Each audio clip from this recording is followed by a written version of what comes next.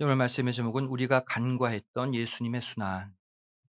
고난주간 수요일 밤을 맞이해서 다시 한번 우리 주님의 고난의 발자취를 따라가는 시간 갖기를 원합니다. 예수님의 행적이 기록된 사복음서 마태, 마가, 누가, 요한복음 보시면 예수님이 당하신 고난에 관해 여러 가지 각도로 조명하고 있습니다. 그 가운데서도 누가복음 23 장을 보시면 예수님께서 십자가에 달려 죽으시기 직전에 로마의 총독 빌라도에 의해 최종 사형 판결을 받는 장면을 아주 자세하게 기록하고 있습니다. 여기서 로마 총독 빌라도 보시면 이 빌라도는 예수님을 놓아 주려고 무려 3 번이나 노력한 것을 볼 수가 있어요. 로마 이방 총독이에요. 근데 예수님이 죄가 없는 것을 알고 있었거든요. 첫 번째 누가복음 23장 15절 16절 말씀 보시면 유대인들에게 이렇게 말하죠. "보라, 저의 행한 것은 죽일 일이 없다. 그러므로 때려서 놓게노라." 풀어 주겠다는 거예요. 이 이스라엘 백성들이 반대했죠. 가로막아요.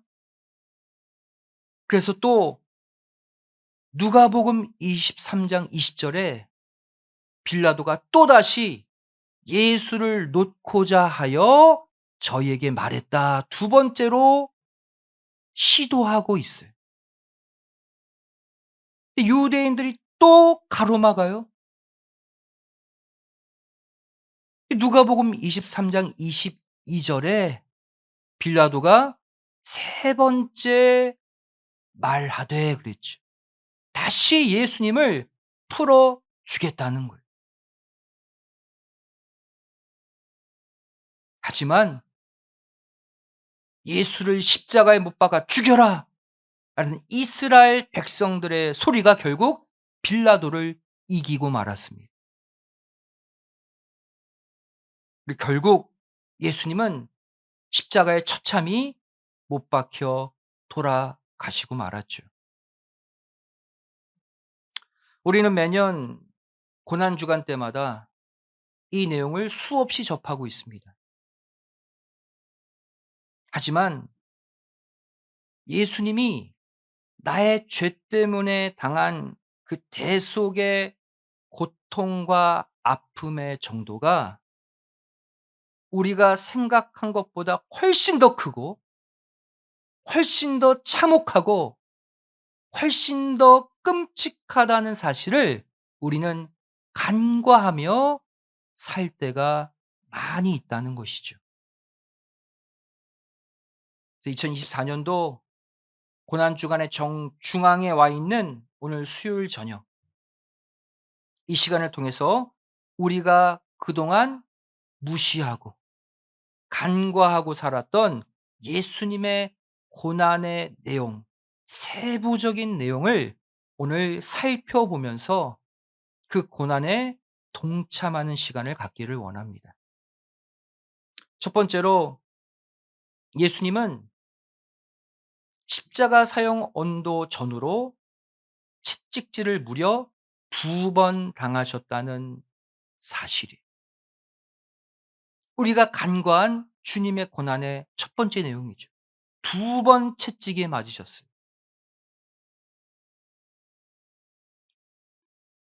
로마의 사형법 가운데 십자가형이라는 사형법이 있습니다. 우린 성경을 통해 처음 접하게 된 것이죠. 이 사형법은 로마 시민들에게는 정작 적용하지 않는 사형법이에요. 오직 이방인들, 노예들, 국가에 대한 반역, 음모를 꾸미는 자들에게만 해당되는 무시무시한 사형법이 십자가형이에요. 너무나도 잔인해서 로마 시민들에게도 이 사형법은 허락되지 않았어요. 십자가형의 특징이 무엇입니까? 십자가에 사람을 매달고 바로 죽이는 것이 아니라 손과 발에 못을 박아서 물과 피를 서서히 빼서 말려 죽이는 방법이 십자가형이에요. 얼마나 잔인합니까? 그 죽음의 고통을 1 주일, 2 주일, 심지어 어떤 사람은 몇 주 동안 달려 있는다고 해요, 십자가형에. 그렇게 끔찍하게 서서히 말려 죽이는 사형법이 십자가형이에요. 그렇다면 왜 예수님은 우리 죄를 위해 죽으셔야 했는데 하필이면 수많은 사형법 가운데 가장 잔인하고 끔찍한 왜 이 십자가형을 택하셨을까요? 하나님이 택하신 것이죠. 그것은 바로 무엇을 보여주려고?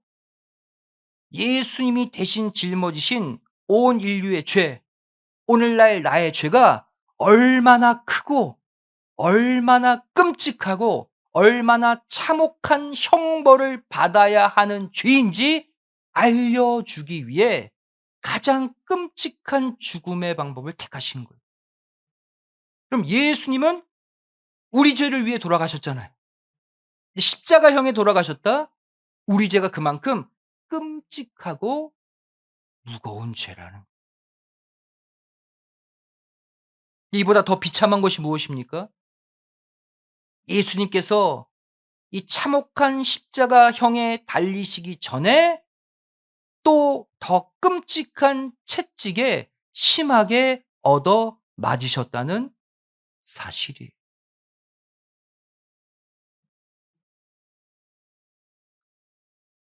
유대인들 안에서 이 때리는 태형, 때리는 벌, 채찍이든 매든 때리는 형벌에 대한 규칙이 있습니다.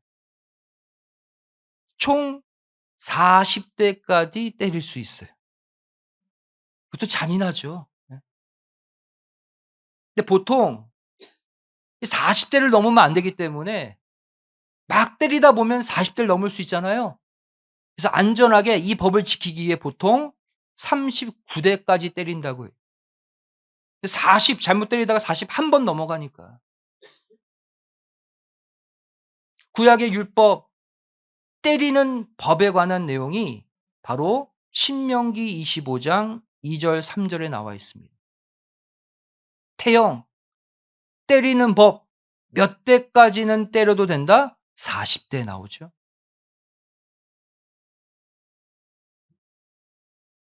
여러분, 이 법에 의해 사도 바울도 고통받았어요. 사도 바울이 예수님 때문에 매맞았다. 어떻게 고백하고 있습니까? 고린도후서 11장 24절 말씀 보시면 사도 바울은 유대인들에게 40에 하나 감한매 39 대를 5 번이나 맞았대요. 왜 39 대만 때렸을까요? 40 대를 때리면 더 못 때리거든요. 그러니까 유대인들이 완악한 방법으로 39 대까지만 때리고 이것을 반복해서 5 번, 39 번씩 더 때린 거예요. 이 법을 악용한 것이죠. 여러분, 예수님도 이 유대인의 법에 따라 채찍을 이렇게 맞으셨어요. 40 혹은 39 번. 그런데 예수님이 맞은 그 채찍 끝에는 그 역사서를 보면요, 짐승의 뼈나 쇠 조각을 붙여 놓고 때렸다고 그래요. 그럼 때리면 어떻게 됩니까? 이 채찍에 짐승의 뼈나 쇠 조각에 붙여서 몸에 때리면 몸에 살이 딱 박혀서 뗄 때 살점이 함께 탁 떨어져 나가는 거예요. 그래서 엄청난 양의 피를 흘리게 만드는 것이 이 채찍질입니다. 그래서 얼마나 이 채찍질이 무서운 형벌이었는지 역사 기록을 보면 십자가에 달리기 전에 채찍에 맞아서 이미 죽어버린 사람도 상당히 많았다고 그래요. 십자가에 달리기 전에 이미 죽은 거예요, 채찍 맞다가. 그만큼 무시무시한 법이 채찍질이었어요.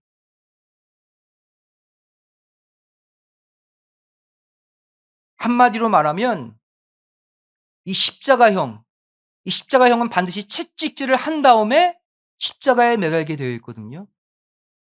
한마디로 인간을 사람 취급하지 않는 사형법, 악질 죄인들만 당하는 사형법이 이 채찍질이고 십자가형이었다는 거예요.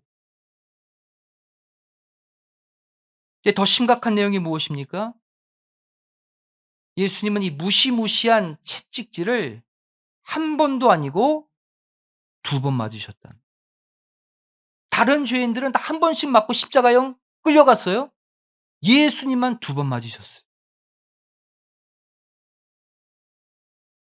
무엇을 보여줍니까? 예수님이 맞으신 채찍도 누구 때문이에요? 우리의 죄 때문이죠. 우리 인간의 죄가 무시무시한 채찍질을 두 번 맞을 정도로 그만큼 우리 죄가 악질이라는 거예요.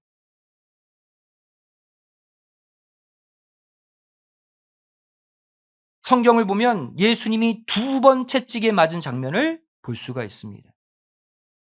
첫 번째 채찍질 언제 맞았습니까? 빌라도가 십자가 사형 언도를 내리기 전에 이미 한 번 채찍에 맞았어요, 예수님. 비정상이죠. 보통 사형 언도 내리면 십자가형 사형 언도를 내리면 채찍 맞고 십자가에 끌려가는데 그전에 이미 먼저 맞으셨다고. 그 내용이 요한복음 19 장에 나오죠. 1절 말씀 보시면 빌라도가 예수를 데려다가 뭐 했다? 채찍질했다. 사형 언도 내리기 전에 이미 때린 거예요. 그러면 빌라도가 왜 예수님께 채찍질을 먼저 했을까요? 그 이유가 그 다음 구절에 나옵니다. 그 이유가 바로 뭐예요? 요한복음 19장 4절 5절 빌라도의 멘트를 보면 알 수가 있어요. "내가 왜 채찍질하고 너희 앞에 세운 줄 아느냐 예수를? 이는 내가 그에게서 아무 죄도 찾지 못한 것을 너희로 알게 하려 함이라." 이해되십니까? 그리고 "보라 이 사람을." 그랬어요. 그러니까 빌라도의 생각은 뭐였냐면 예수가 죄 없는데 모함을 받아서 끌려온 것을 알았어요. 그래서 채찍질을 때린 다음에 피투성이가 된 예수를 사람들에게 보여주면 무고한 자를 고발한 이들의 양심이 찔려서 예수를 놓아 줄 거라고 생각했다는 거예요. 그래서 피투성이를 만들고 나서 채찍질을 가한 다음에 "이 사람을 보라. 풀어 주자." 그런 거예요. 근데 유대인들이 어떻게 했습니까? 꿈쩍 안 했죠. "십자가에 못 박으라." 그랬어요. 그렇지 않으면 "당신은 가이사 황제의 충신이 아니다." 협박했죠. 그래서 결국 두 번째 또 채찍질을 맞게 되셔요. 두 번째 채찍질은 빌라도의 사형 언도 후에 다시 맞으십니다. 그 두 번째 채찍질에 관한 내용이 마태복음 27장 25절 26 절이에요. 25 절에 백성이 다 대답하여 가로되 "피를 우리와 우리 자손에게 돌릴지어다." 죽이라 그랬죠. 그래서 26 절에 이에 예수를 채찍질하고 십자가형에 내어 줬다. 사형 언도 후에 이번엔 정식 채찍질에 맞은 거예요. 채찍에 맞고 십자가형에 들어가거든요. 예수님만 억울하게 두 번 채찍 맞으셨어요. 그 끔찍한 채찍질을. 이것이 오늘날 우리가 잊고 살았던 예수님의 고난이 두 번째, 우리가 간과했던 예수님의 고난 무엇입니까? 예수님이 당하신 고통과 모욕은 우리 인간이 상상하는 수준을 훨씬 뛰어넘었다는 사실을 우리는 잊고 살았다는 거예요. 우리도 살면서 모욕을 받고 고통받을 때가 있잖아요. 보통 그 정도 수준으로 생각한다는 거예요. 그 이상이었다. 예수님이 당하신 고난의 기록이 어디 있습니까? 신약 사복음서에 있죠. 그런데 오히려 신약 성경보다 어디에? 구약 성경에 예수님이 당하신 고난, 고통의 흔적이 더 자세히 기록되어 있어요. 구약을 제대로 보지 않으면 예수님이 당하신 고난 다 몰라요. 그래서 간구하는 거예요, 주님의 고난을. 여러분, 우리 모두 이것을 믿죠? 성경에 기록된 모든 예언들은 1.1 획도 빠짐없이 다 성취된다. 우리 그거 믿잖아요. 그러면 당연히 구약 성경에 메시아 순환에 관한 수많은 예언들도 신약 때 이루어졌다, 이루어지지 않았다. 다 이루어졌다는 거예요. 신약 성경에 구약에 나온 예수님의 순환이 다 기록되어 있지 않아요. 일부만 기록되어 있어요.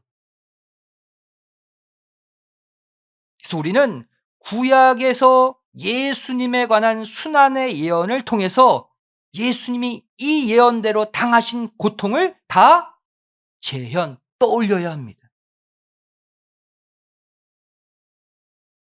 구약에 기록된 예수님의 순환 예언 보도록 하겠습니다.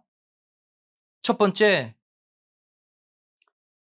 얼굴에 침뱉음과 주먹질을 당하고 수염을 흔들어 잡아 뽑는 수모, 조롱을 다 당하셨다는, 이렇게 구체적인 내용 구약에 기록되어 있어요. 이사야 50장 6절 말씀 보시면 예수님 순환에 관한 예언입니다. 나를 때리는 자에게 내 등을 맡겼다 그랬죠. 예수님이 당하실 고난이, 또 나의 수염을 뽑는 자들에게 내 뺨을 맡겼다. 수염도 뽑혔다는 거예요. 신약 성경에 기록되어 있지 않지만 구약에 예언되어 있잖아요. 또 수욕과 침뱉음을 당했다. 여러분, 얼굴에 침뱉음 받은 적 있습니까? 이것은 극도의 모욕이죠. 예수님 당했다는 거예요. 또 시편 22편 6절, 예수님 순환에 관한 예언입니다.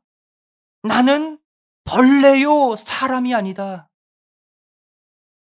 이 예언이 성취됐을 거 아니에요. 예수님 당시 예수님의 처지는 벌레 취급당했다는 거예요.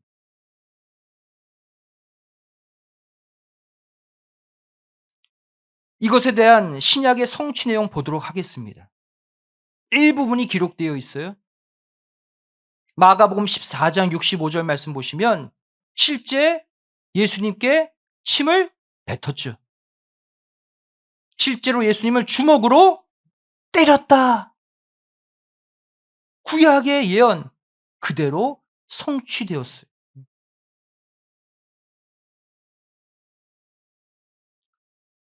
두 번째, 구약에 나온 예수님 순환에 대한 예언이 무엇입니까? 채찍을 두 번 맞았다고 그랬죠.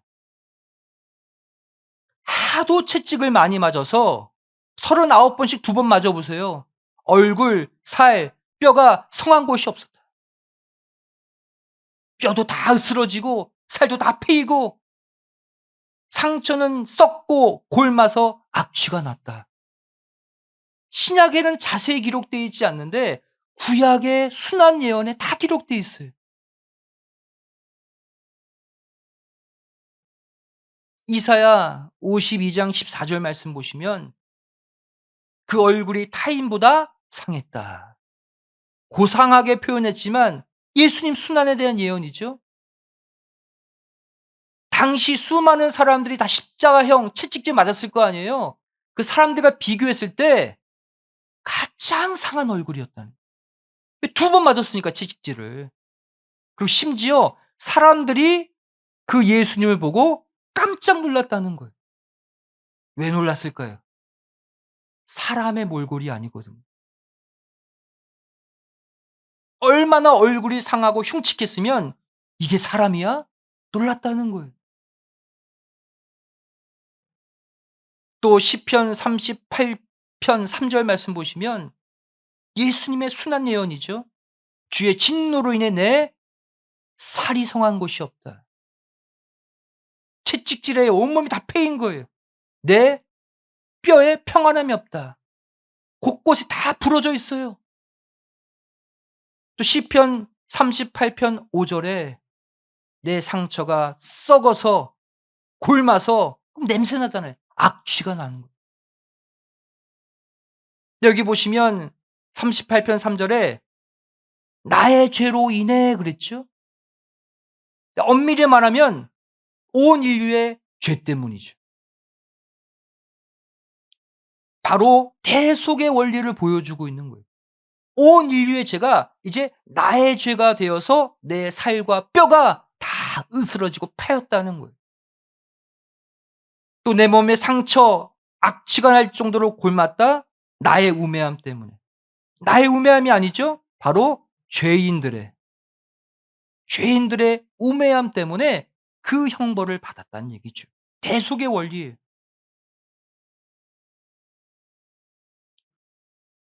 또한 구약은 예수님의 순환을 어떻게 기록하고 있습니까? 심한 채찍질에 귀가 터져 가지고 고막이 나가고 퉁퉁 부어서 들리지도 않아요, 제대로. 눈이 터져서 앞도 잘 못 봐요. 또 입이 터지고 치아가 부러져서 말도 잘 못 나와요. 채찍을 때리다 보면 얼굴도 맞을 거 아니에요. 예? 다 부러지고 다 부서진 거예요. 시편 38편 13 절에 예수님의 고난 예언하고 있죠. "나는 귀 먹은 자 같이 되었다." 하도 맞아서 귀가 퉁퉁 붓는데 안 들리죠. "벙어리같이 되었다." 입도 얻어맞아서 말도 못해요, 부어서. 38편 14 절에도 "나는 듣지 못하는 자 같이 되었다." 예를 들면 이런 거예요. "예수 말하라." 말을 못 하셔. 왜? 귀가 잘 안 들려서. 입이 퉁퉁 부어서. 그럼 또 대답 안 한다고 또 때리는 거예요. 온 인류의 그 참혹한 죄악을 지고 그 수모를 창조주이신 예수님이 다 당하셨어요. 시편 38편 10절 말씀 보시면 예수님 순한 예언이죠. "내 눈에 빛도 떠났다." 앞도 안 보일 정도가 되었다는. 네 번째, 예수님의 순환에 관한 기록 더 자세히 나오죠. 그 참혹한 두 번의 채찍질에 등은 깊은 고랑이 생겼다. 고랑 아시죠? 밭에서 씨를 뿌리기 위해서 크게 구덩이들을 갈잖아요. 큰 구덩이가 등에 생겼대요. 얼마나 채찍질을 많이 맞았으면. 또 쓰러질 때마다 군병들이 그 위를 밟고 지나갔다. 구약의 예언 당연히 예수님 때 이루어진 거죠.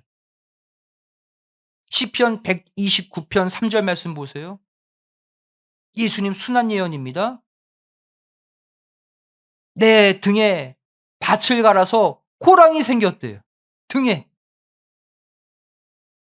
채찍에 맞아서 살이 이만큼 벌어진 것을 얘기한 거죠. 뼈가 다 보여요. 또 이사야 51편 이사야 51장 23절 말씀 보시면 "나를 넘어가려는 그들 앞에 내가 허리가 펴져서 땅처럼 되고 거리처럼 되었다." 무슨 말입니까?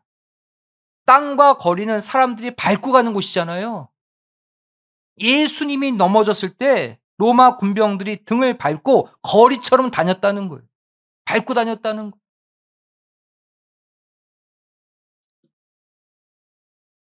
바로 이 구약의 예언들이 다 성취되었다고 봤을 때 예수님의 순환은 사복음서에 나온 이상이었다는 것을 알 수가 있어요.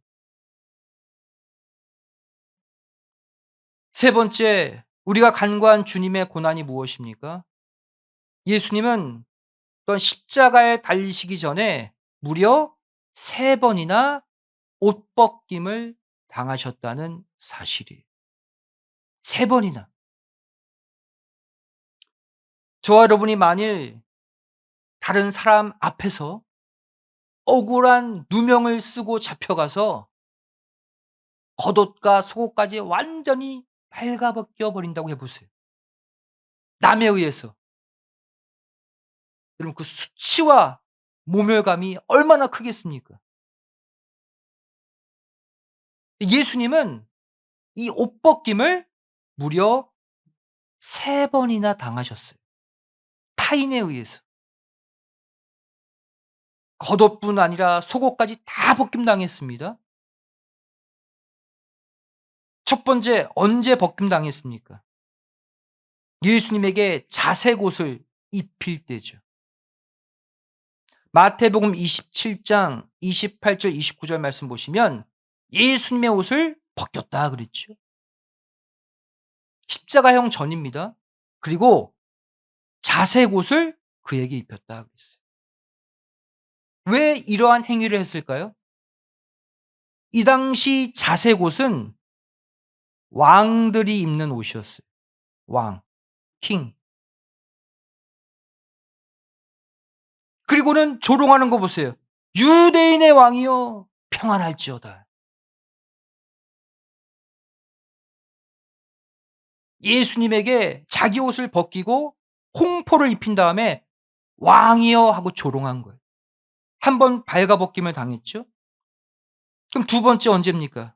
이 자색 옷을 벗고 다시 본인의 옷을 입을 때 또 발가벗김을 당했어요.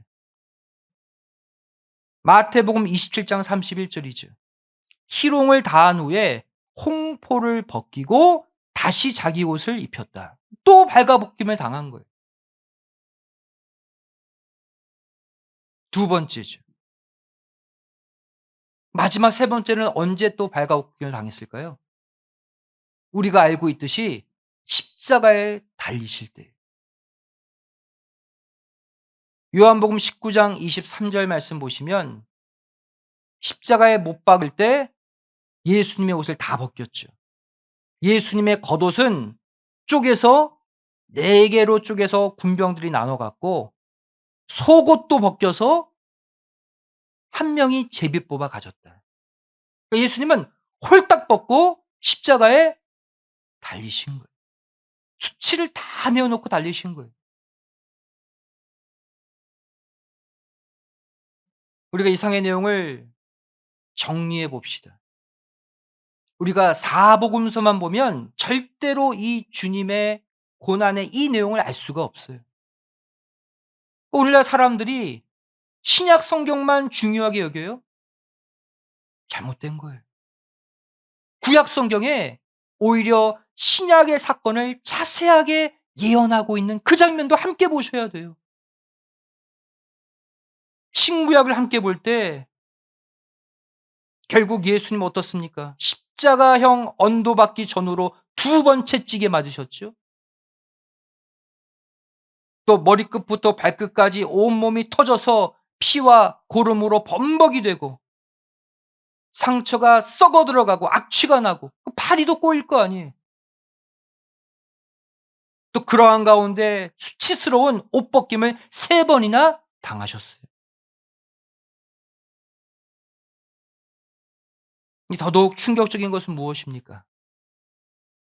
이 끔찍한 고통, 이 끔찍한 순환이 예수님 자신의 죄 때문이 아니라 철저히 저와 여러분의 죄 때문이라는 사실이 그게 더 충격적입니다.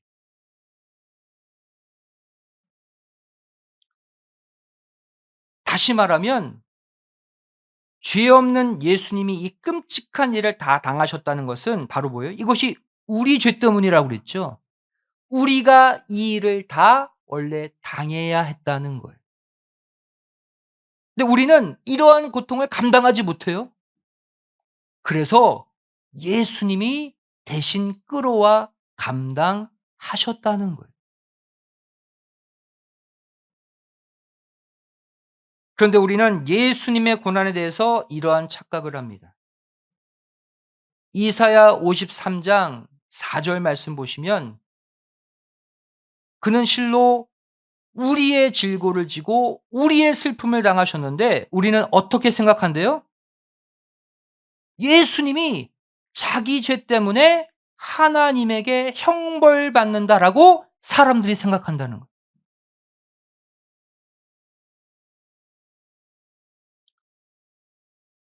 여러분, 우리는 보통 나에게 안 좋은 일이 생길 때 '아 나에게 무슨 문제가 있구나.' 이렇게 생각하잖아요. 근데 그 생각 그대로 예수님에게도 적용한다는 거예요. 예수님이 저렇게 끔찍한 일들 다 당하셨어요? 예수님께 뭔가 문제가 있는 거지. 뭔가 죄가 있기 때문에 그런 거 아니겠어? 다 예수님을 나처럼 생각하고 판단한다는 거예요.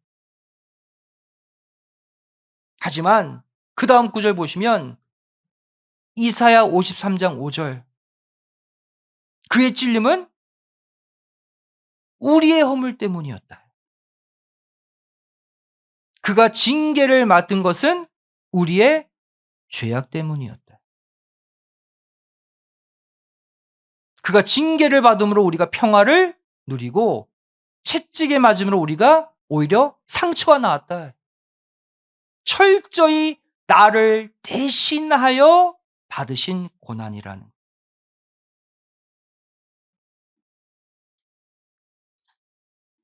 이어지는 이사야 53장 6 절은 어떻게 말씀하고 있습니까?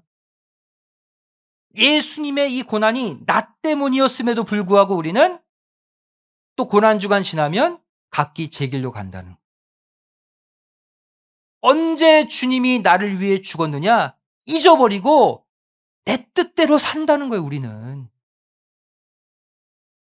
그런데 이렇게 주님의 고난을 잊고 제 갈 길로 가는 그 우리의 죄까지도 예수님은 걸머지셨다는.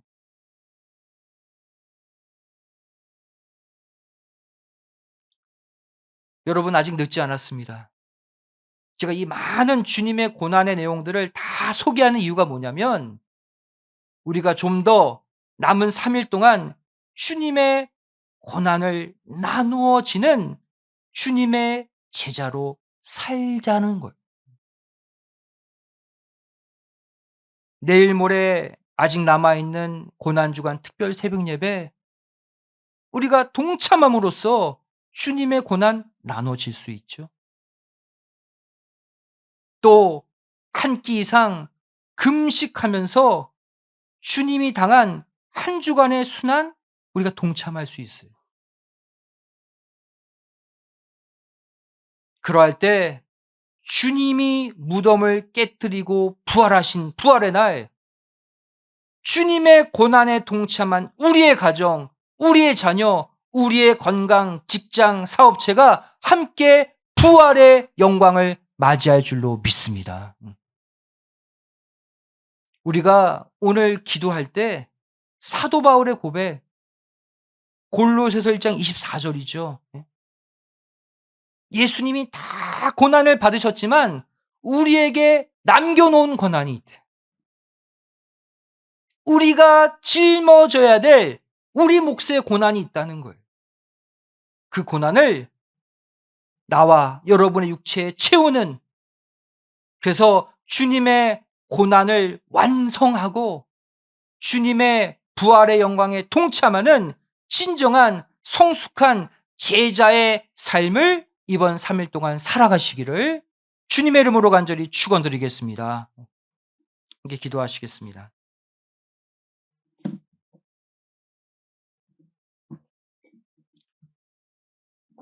고맙고 감사하신 살아계신 아버지 하나님